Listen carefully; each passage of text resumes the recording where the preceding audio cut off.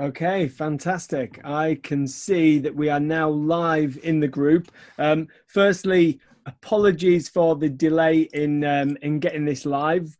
We've got, whilst we're not in the game of excuses, we are sort of working across continents here, so a huge apologies for that. But moving swiftly forwards, massive welcome and big thanks, Sean, for stepping onto this live stream. We're incredibly grateful to have you and your expertise and your knowledge with us in this crazy time in history, what will absolutely be a key point in history. And so thank you for joining us. Yeah, my pleasure. Pleasure to be here. Apologies for everybody. We had some technical difficulties where this is the first time Phill and I are here without teams to support us in technology, and we thought we had this thing rocking, but we were just talking to ourselves. So apologies to you all, and we're grateful to be back with you live. No, it's great to have you, and obviously you're currently in Australia whilst you live out in the States, so you've got a bit of an extended break down under. I do, yeah. You know, we have a global company. We have offices in the U.S., in Australia, and in the U.K. And normally, my wife and I, we live in L.A. My wife's from Australia, though. We were here on a holiday for a family wedding and for some work down here with our clients and partners. And the travel bans just kind of start cutting down. So we made the decision to stay here for the next few months in Australia. And I'm working a little bit of a graveyard shift here to connect with everybody. And, it's a small price to pay. Australia is very, very safe. They've had very few instances of COVID, only 60 deaths in the whole country. And we're at the beach with some sunshine. So, all in all, I'm grateful that everybody's okay. And yeah, I'm working from Australia for the next couple of months. No, well, yeah, thank you once again, and and particularly staying up in the darker hours of the evening to make this call. We really appreciate it. So, I suppose tuning in, this group is new and very much part of the Stronger Together campaign, which was kind of fast-tracked really to try and get the resource and the support out there to the sector who, for the people within the sector, and I'm sure this isn't just our country, there's a degree of pain at the minute. The sector was shut down effectively on the 21st of March, and we're trying to figure out how to continue to connect and engage and serve the people that we've so used to serving without facilities being open, which links in with the topic of this week. We're talking about engagement and retention. So I suppose the initial question that would be great to get your thoughts on is, what are the people out there are doing? What would be your, I suppose, top sort of suggestions for people to continue that engagement in this time? Yeah, well, thanks for that. And I'll share, for those who are new, haven't heard of MP, or I haven't had the pleasure of meeting before, just to give you context. My company, MP, was founded in 2006. For the last 14 years, we've been serving over 45,000 fitness professionals and business owners now around the world in 97 countries. We're a global company. We're very connected to all parts of the industry around the world. And we've seen this thing happen, starting really in Asia in early part of the year. We saw things happening in Hong Kong and then Singapore, and then moving into the UK, Europe, and US, Canada was very fast, got on lockdown restriction, and really now it's kind of Australia was the last country to kind of go on restriction. So we've been seeing this roll out throughout the world. The businesses go through different stages of working through these challenges, and we've got a pretty unique perspective to offer. And while it's a difficult time, a lot of people are facing a lot of challenges. There are some people that are actually growing through this, and they feel almost a little bit guilty about that, and don't want to say that out loud, but they're seeing their best months ever in revenue and amount of clients signed up because they've been really quick to pivot and to engage and to really best serve the customer, which we'll talk about. But really, all success in business is about serving the needs of your customer. If you focus on that, there's more opportunity now than there's ever been in the market, because gyms are closed. Most people in the industry, they can't wrap their head around a different model, a different paradigm where we serve people in a different way than we did a month ago. Mentally, that's difficult to process. If you spent years building a career, building an industry where this was the way you worked with your customers, and now that's gone. People are confused, people are scared, people are processing that emotionally, understand that. But you've got to let the past go, and you've got to meet the market where they're at. And if you do so, if you're going to engage that, there's tremendous opportunity for you. And I'm happy to share today. It's a 3-point plan we've been working with everybody on around the world. And as folks are applying this, some pivoted extremely well, and they're growing through this, and they didn't lose any customers or revenue. Some, didn't know what to do the first few weeks, and they lost a good chunk of their business, and now they've been rebuilding it up, and they're at about 85% of business back in some cases, and some that unfortunately just couldn't didn't have the fortitude to think differently, engage differently. They've decided to shut their doors and may never come back. So I hope we encourage you and inspire you to, despite your fears and despite the concern, recognize there is opportunity in the market, and the opportunity is because there is a need more than ever. Your clients are at home. They can't go to the gym. They still have the same goals and health challenges and things they want to work on and improve, but they're facing more obstacles to working on them than ever. And they need a coach. They need someone who can help lead them through this time to still make progress, to still advance, to still improve. And coaches are leaders. And if you're willing to step up, if you're willing to grow in your ability to lead, your ability to serve powerfully other people that need you right now, then you will not only survive, you will thrive, and you will succeed in this time. And I hope by the end of this conversation today, you can be inspired and maybe have a little more confidence to take some of those steps that are so important right now. Again, not just for you, but for the people out there who need your help. This is a time you can do that, and everybody can benefit as a result. Now, I think you touch upon such an important point there, because I think the human response to this crisis is very much kind of to be completely consumed by our own problems, in the sector, and whilst those problems were very real, the risk of doing that is, as you say there, it's you kind of lose sight of the problems of the people we're trying to serve, but actually really prioritizing and putting the focus back onto the client's needs and the client's wants, I think is a very healthy thing and an excellent starting point for really trying to figure out how to continue to do what we want to do, and not be crippled by the craziness that's happened around us. Can you share any sort of real examples from across, as you mentioned there, different countries are at different stages during this situation. Can you share any individual examples of innovative things that some successful organizations have done in terms of engagement and client retention? Yeah, I will.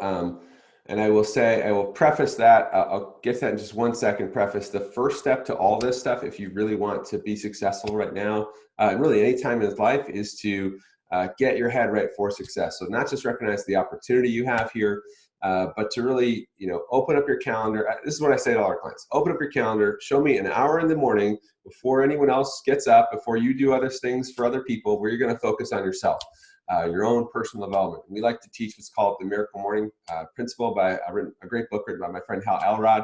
There really are the 6 most powerful aspects of human and personal development. So time for silence or meditation or prayer. Affirmations, to really statements and belief statements that we use to program our beliefs. Visualization, what we think about, we want to create and go do and build. Time for exercise, of course, moving our bodies, and time for reading, study, development, whether it's studying a course online or read a book or audiobook, whatever the way you like to learn. And then making time to journal, to reflect, and to have time for that reflection and gratitude and focus. And if you just create some space to do that every day, and ideally that would be an hour, maybe some days it's 5 minutes, but a little bit of time on each of those things every day, then you are advancing yourself, and you're getting yourself in a great state to not only be at your best, but to powerfully lead others. And as a coach, as a leader, as a business owner, that's a critical step you've got to do, and very practical. It's like literally like your workout, right? You got to open up your calendar, you got to block time for your workout, you got to do your workout every day. Those habits and practicing those habits over and over again is what makes everything else work. Because we can talk about strategies and tactics, but until you have your head right and you have the momentum to go execute and to lead through when something happens and, you know, you want to give up and cry about it.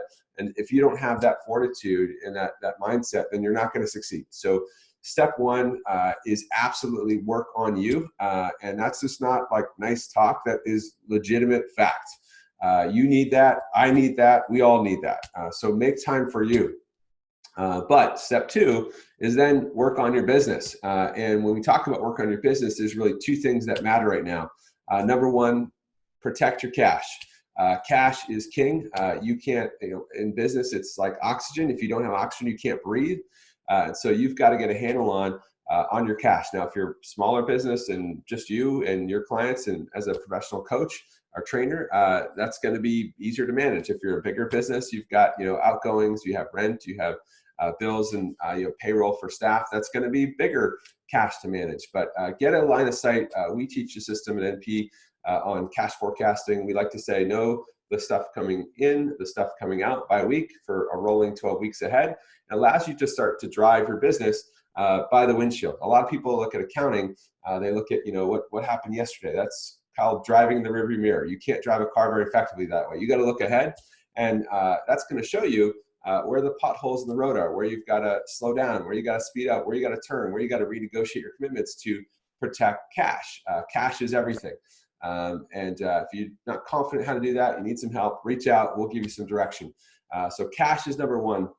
And I say that because a lot of coaches and studio owners want to go right into just talking about the clients and just serving the clients. And while the operations of your business are important, that oxygen for your operations to continue is more important. So don't just be reactive in dealing with issues of people and clients. Make sure you look at the big picture and you're creating space for working on the business. So that's number one. And then number two, get to work serving the client. Now, the opportunity in the market is really incredible. There are two things that have really shifted dramatically. Number one, the market has thinned because everybody that had a brick and mortar operation, which was the entire basically industry for the most part a month ago, is closed. So typical businesses, typical operations, typical competition you have in the marketplace is virtually gone. There's less people in business today just from what's occurred, and there'll be less people that come back from this when this is done. So the market has shifted. Business has shifted. But even more important, and what all good business is built on, is the market has shifted. So your clients that you were serving, a month ago in your facility, they still have the same goals, the same desires, the same things, health issues and things to work on. They just have more challenges and more things in their way to working on than they've ever been, right? So easy to just watch Netflix and stay at home and order takeaway and just kind of get fat. And maybe for a couple weeks, that's kind of fun. I call it the Corona holidays. It's like Christmas, you sit around, you eat more food, you watch a lot of TV, and it's kind of fun for a little while. But then after a week or two or three, you start to not feel so good anymore. And we're backsliding in our health. We're backsliding in the progress you made. You make a lot of excuses. Oh, I don't have equipment. Oh, the gym's not open. Oh, I can't, my life is terrible. And that's just crazy. There's opportunity everywhere. There's a reason why, guys get jacked in prison with like a towel and doing push-ups up to the side of the bed. You don't need a lot of equipment. You can be creative in your equipment. And really it's just about how you focus your mind and your energy. And that's where coaches come in. Coaches can serve now more powerfully than ever, and your clients need you now more than ever to step up and to serve them and find new ways to engage them. So, a lot of trainers just can't wrap their head around this. They think, well, I write a program and I teach people technique and I need to be face-to-face to do that. And I can't see anything else how this would work. But really, I want to encourage you to be more than just a trainer, be more than just, a cheerleader. We need some cheerleaders, we need some trainers, but cheerleaders and trainers aren't going to make it in this world right now. What's going to make it is coaches. You got to step up, become a better coach. A coach is someone who leads someone to solve a problem, achieve a goal. Coach leads people to outcomes powerfully. And if you're willing to step up and level up your coaching skills, then the tools and methods, whether you're on a camera or you're face-to-face, don't matter how we get there, as long as we lead people to an outcome. And all the value proposition of coaching, the things that we do where we assess someone's goals, needs, injuries, equipment available, space, all the things that are, the baseline for then program design, being creative and creating the path forward of how they're going to, use the things they have available and their energy and capacity to work through those things and program well. And then teaching technique. We can teach technique on camera like this. We just have to have good, a good tablet or good phone, a little stand to do that, to see people. We can move it. We can see technique. We can do that very well. And then accountability support. Accountability support is probably the most important thing for everybody, and not just for beginners who need someone to help them be confident through a session, but even athletes, even people who are advanced exercisers need someone to challenge them to become the best they can be and keep them on track. And that's what a coach does. And then obviously teaching people about nutrition, teaching people about recovery, providing community. All these value propositions of what a coach provides haven't changed. They just need to look a little different now than they did a month ago. But we can step up in the way we serve. We can step up in the way we engage. We can deliver more value to the customer now than ever. And that's what you want to think about. How do I increase the value to my customer? Now, increasing the value is really going to depend on the type of customer you serve. We've had people that they have a group training business and they're doing live classes, just like if they were in the studio, and they've developed some great protocols for that. And then they're also doing other things, like they've added a mobility class or they've added a yoga class in. They're even doing once a night they do a cooking night, and they do meal prep in the kitchen with teaching people and families how to make their food and how to help them through this time. And so they're helping them with new challenges by adding value in different ways. Other people are doing things like it's more of a programming relationship where they're going to do the programming. They're going to send the workout to the client. The client's confident to execute the program, but they'll write notes back after the workout. They'll record the last set of their exercise of what they're doing, and the coach will comment and give them some direction and just check in on them and stay connected. And then they do a call like this maybe once every couple of weeks or once a month, and that's what the service looks like. So the service can look like different things. It's really all based on what are the needs of the client that you're serving, and how you tune into that and be innovative in the way you step up and serve. So think about those areas I talked about in the value proposition. Where do they need you now more than ever to break through the things that are holding them back? And without doubt, it's going to be accountability support. It's going to be motivation. It's going to be community. All that's going to be part of this time. We all need it. Lean into those things. Think about how you can better serve. And when you do, I'll tell you the top 3 questions that you should be using every time you engage with a client. And because this is a new model, and you're trying to figure out how this works as a coach or a facility owner, your clients are kind of figuring out how this thing works. They don't know, is this YouTube videos? Is this Instagram workouts? Should I pay for this? And that's not what coaching is. Coaching is, again, all these things that we do to provide value and connect and engage. And people don't, there was YouTube videos, Instagram workouts a month ago. Not a lot of people are getting in shape with those. They still come to you as a coach. That's why you're in business. So you haven't lost the opportunity to serve. And frankly, they need you now more than ever. So, you want to educate people about what this is, how it works, and then find ways to increase the value, and then find ways to help remove the barriers to them receiving the value. We have some of our clients that work with an older demographic, and they struggle with technology. And they've done things like order, cheap tablets to send them a tablet, send them a little stand. And now all of a sudden, grandma that had the flip phone without a camera and couldn't do online training is now engaging, and they're helping them set up Zoom, and they're connected. And not only are they working with their coach and raving about, their coach is amazing, and they send them this for the price of one session, they send them a little remote training kit, but they're actually able to, now talk to family and stay connected to people during this time. So find ways to increase the value to your client and remove the barriers to them receiving the value. Those are all just some, big concepts, but some examples of that actually in action. And you do that, when you deliver wow, and that's the key, deliver wow, you're doing the right thing. So I promised 3 questions. 3 questions you want to use at the end of every session. Number 1, how is the intensity of the workout for you today? You want to know, how are people receiving this? We don't have as many cues when we're not face-to-face. We want to ask good questions. How is this for you? Is it too hard? Is it too easy? How can I make it better? And that's the second question. How can I improve the remote coaching experience for you? And ask for feedback. And if someone just says, it's okay, it's not great, no, you don't want to stop at that. You want to ask them, what can I do to make this the best hour of your day? And then write down notes, write down feedback, and make it better every day. Just like software, when they release, a new update and it fixes bugs and adds new features, that's how you want to think about your business. You want to fix bugs, you want to add new features and make it better every single day.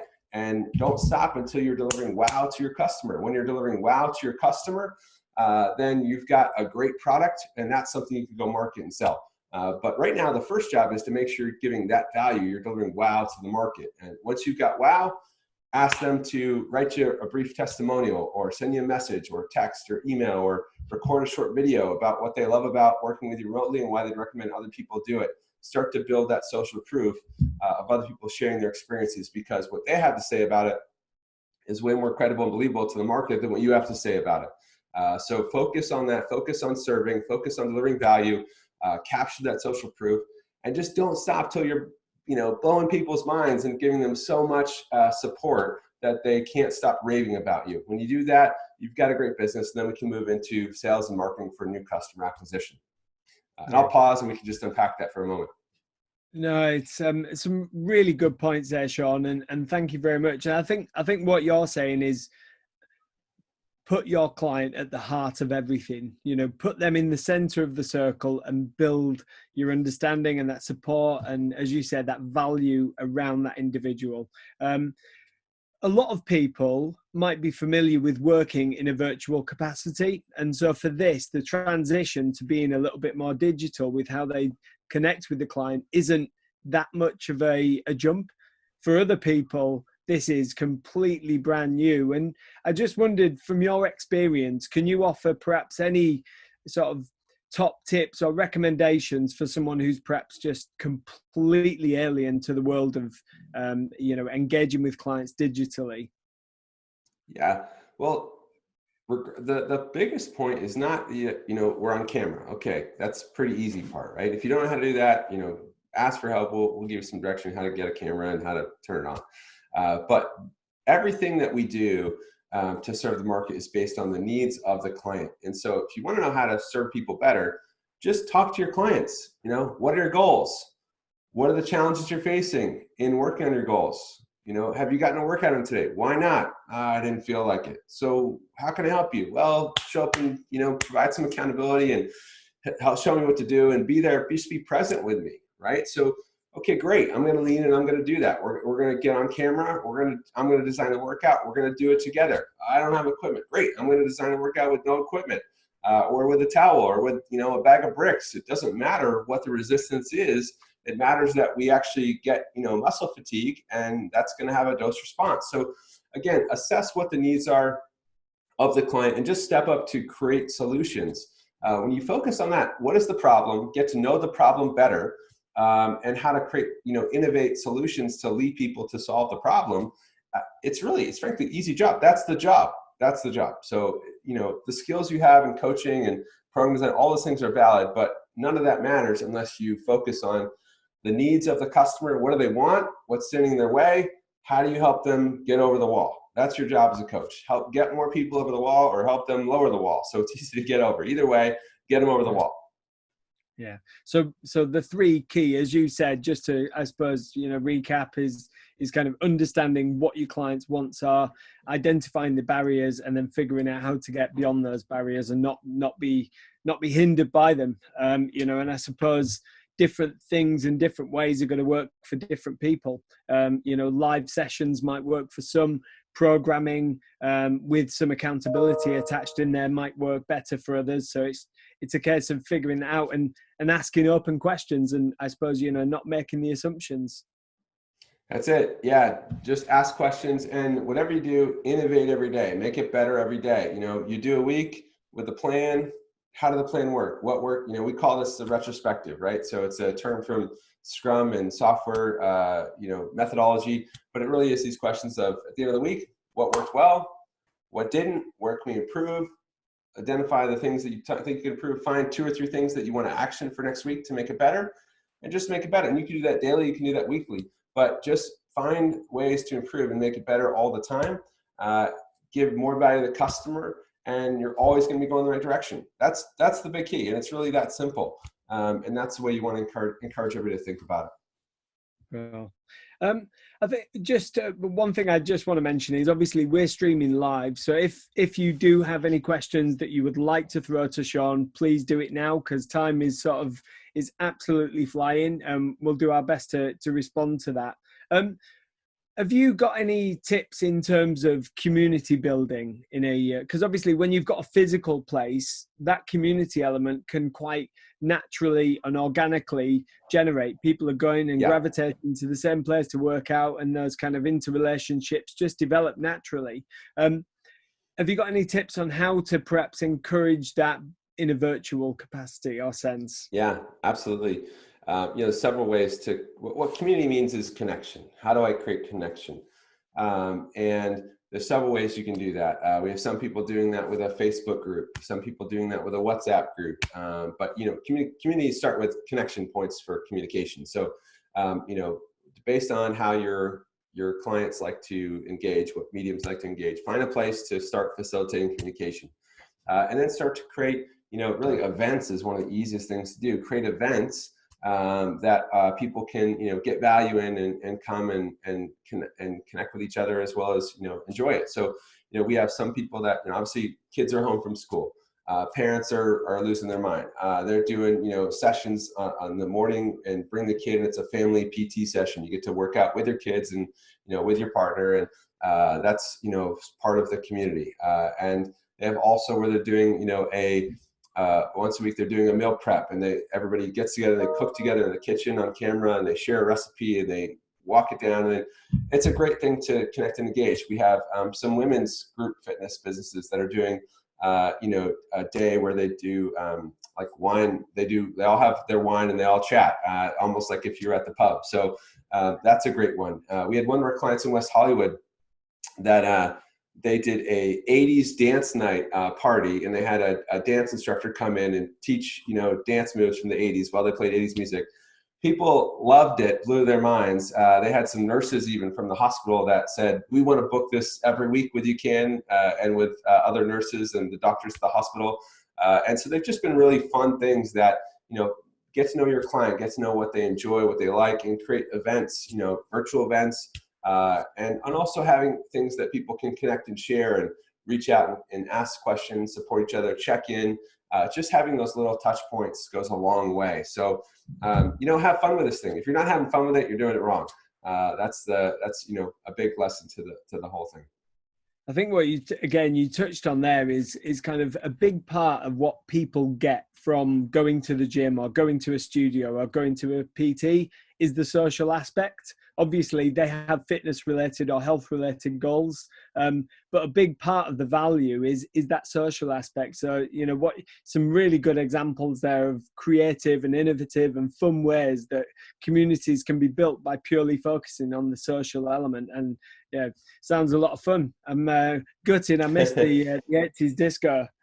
Yes, I know. It sounds like a lot of fun. And these guys had another one the other night where they were up till like 2 a.m. with everybody on Zoom, just having a ripping party. It's hilarious. So they have a lot of fun. I'm very conscious that we are absolutely eating into your time, and it's also very late down in Australia. So I've got 2 final questions from my end. Is across all the different locations that you have touch points in, are you already seeing some facilities reopening, or are you seeing ways in which organizations are preparing to reopen? And from that, is there anything that we can learn whilst we're in a situation where we're still unsure of when that is going to be happening? It will happen, but we're unsure as to when. Yeah, great question. So we are starting to see, well, this is coming soon. We're seeing in the US, there'll be some openings that happen in the next week or 2 in Georgia and Texas. In the US, there's some states and some people in states which are just losing their minds. They're a growing voice to want to reopen parts of the world, whether, regardless of right or wrong. So there will be some openings, and that will happen. I think the most important thing, though, we're seeing in the US, it's a little different. We have, these kind of federal guidelines that have been rolled out by Trump. But ultimately he has zero power. This governors of the states and the local governments make all the rules for their state. And so it's very individualized, timeline of how this and when this will open. And there's a political side to this conversation. There's a health, safety, science side to this conversation. And there's just a straight, people are losing their minds and they're taking over part of this conversation. So it's a complex issue, but Adam Zeitif, one of my good friends, is the CEO of Gold's. They've just announced some new guidelines they're preparing to reopen. I serve on the board with helping Fitness Australia and their senior management team. UK Active, I know, has been doing a lot of work behind the scenes. And we've been connected to governments at the state, at the federal level. And, I was just on a call yesterday with Fitness Australia, and they've been working with South Australia is going to be the first state to open here. And the government said, they went to the government and said, what are the guidelines we need to have for fitness businesses to reopen? And the government said, well, what do you think they should be? We don't know. And they've had a lot of people collaborating across a lot of organizations to come up with guidelines. So you want to start thinking about your guidelines, and it's a little bit broader conversation we probably won't get into today, but essentially it is, what is your plan for safety? What is your plan to make your facility safe?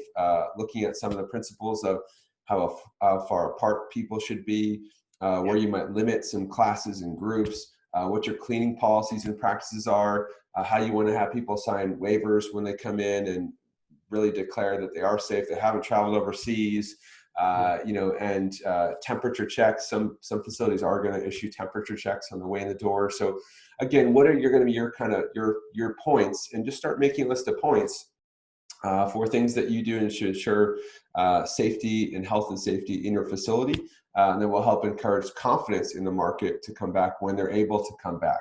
That's a plan you want to start to think about and start to prepare. You should, I think right now, my recommendation is about 75% of your time today should be on meeting people where they're at right now. How do you step up in the way you serve them today? Because this could go on a long time, it could go on a short time, but regardless, how do you serve the customer and how do you protect the business? And then 25% should be kind of preparing for the future, for we don't know when, in weeks ahead or months ahead when we open, what would that need to look like, and start to outline the sketch of that plan. Then ask for feedback, connect with organizations like NP. We're happy to share lessons and strategies and tactics and operations with you, but just start to think about the future while you work on the present. That's the way you want to approach where we are right now. And just, this stuff updates every week. So that's where we're at today at this moment in time. A week or two, this is going to look a little different, and we just want to keep, staying present, but working through this one step at a time. Well, I'm conscious time is running out. So we've had one question in from Mark Palmer, and that's very much about working in this moment. Have you got any tips on being able to adapt technology to meet the needs of clients with disabilities or additional healthcare needs? Have you sort of come across this with some of the organizations that you work with? Yeah, we have one of our clients in Canada does a training business where they go into homes and aging home centers, and they work with seniors on fitness. They have done a tremendous job to do remote. They create a simple program. They've done so 2 examples. One I share with you, they've been someone's been sending out tablets and stands to them so they can't connect, right? Because they don't, grandma's got the flip phone and it doesn't have a camera. So they've been sending them tablets and a stand to be able to communicate and engage. Another case, they had a client who the woman didn't even have Wi-Fi in her home, and the daughter would have to go over there and turn on the hotspot and then turn on the Wi-Fi. It was just not going to continue and work safety. So they actually went out and they got a bunch of tablets with, LTE, 4G network, and they leased them. You can do a leasing plan, and for, a small fee, like, £100, they got a month, they got a few tablets, and they just loaned them out to people. So they loaned them the kit. And again, less for the price of one session, really what it costs for the business. So they got investing in your client, and they loaned them a tablet. They've got now Wi-Fi on the tablet. They can put it on a stand. They can connect with the coach. But they can also, now grandma can talk to her grandkids and the family, and they help them set up Zoom. So that goes a long way. So just thinking about, I think the communication points are the most important.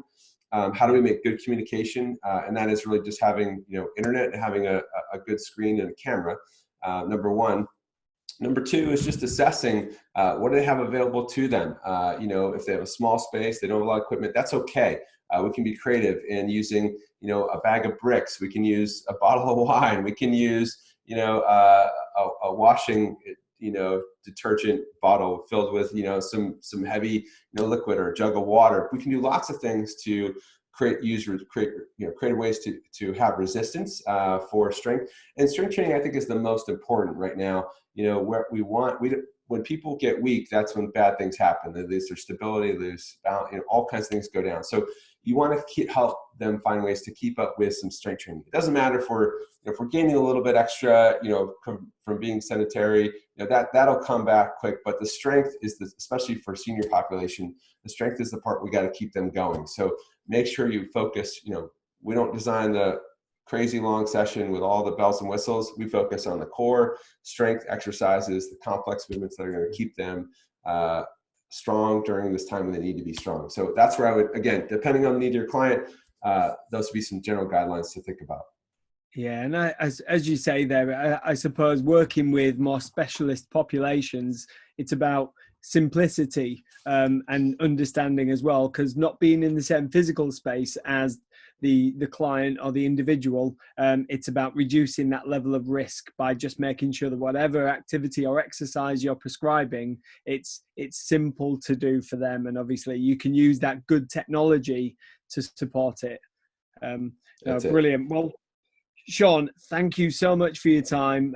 We have absolutely run over, but I think of the time that we have had with you, we've squeezed so much out of you. So huge thanks for coming on board, and I'd be delighted to perhaps pick this conversation up at a later point as well, and perhaps talk to you about different topics that we'll be looking at.